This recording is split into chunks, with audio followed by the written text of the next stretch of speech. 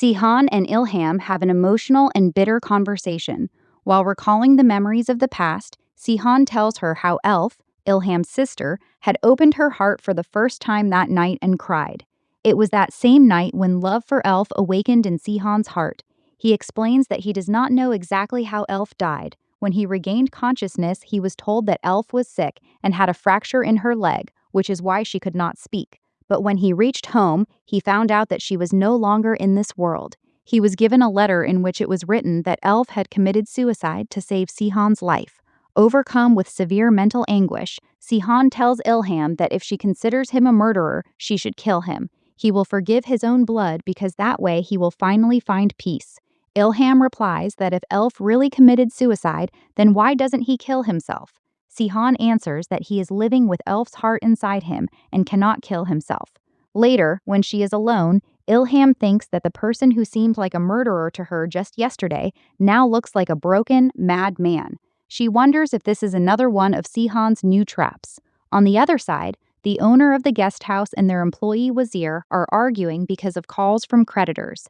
They are worried because the bank loan has not been approved. Wazir thinks of asking Sihan for help, but he is strictly forbidden from doing so. When Wazir finally speaks to Sihan and tells him about the creditors, Sihan says he has nothing left now. He reminds Wazir that being Ghazi Yusuf's son was his past, and now he considers himself the poorest person in the world. He calls being Ghazi Yusuf's son the biggest sorrow and misfortune of his life. The guest house owner and Wazir comment that Sihan's own regret is not letting him live in peace. Meanwhile, Ghazi Yusuf's men are secretly watching Sihan and Ilham. When Sihan finds out, he calls Zakaria and puts his father, Ghazi Yusuf, on speakerphone, giving him a final warning. He says that if anyone tries to follow Ilham or harm her again, he will end his own life and no one will ever find his body. Ghazi Yusuf tells his son to stop being stubborn, but Sihan cuts the call.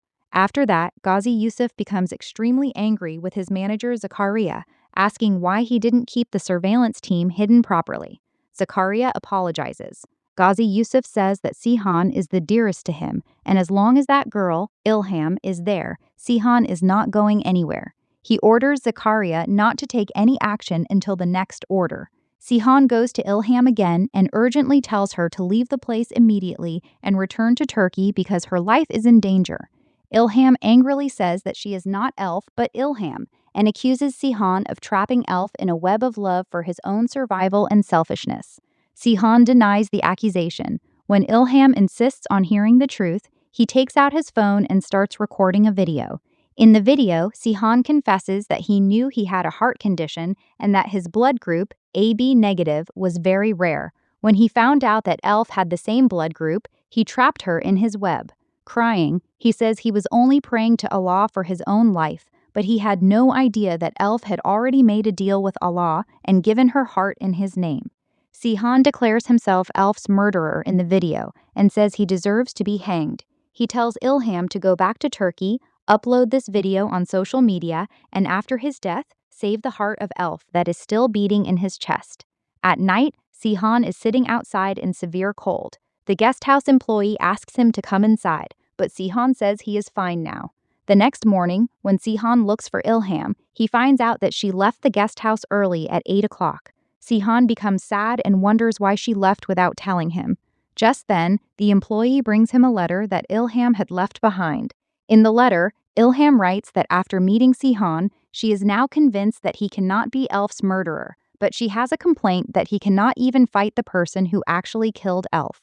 She makes him promise in the name of Elf that he will never return to his father Ghazi Yusuf, because now Elf's heart is beating in his chest, and as her heir, this is his right.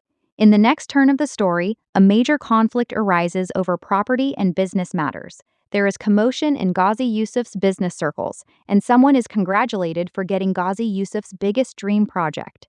After this new deal, his business stature and influence increase even more. During this, Zakaria advises his boss to consult Sihan once before finalizing such a big decision. However, Ghazi Yusuf replies with full confidence that he knows his son's psychology very well and that he will never want to come back here. Legal complications in the story intensify when it becomes clear that no court or law allows giving such property rights or authority to a third person in the presence of a legitimate legal heir. During this property dispute, a new mysterious girl appears on the scene, and claims are being made about the property regarding her.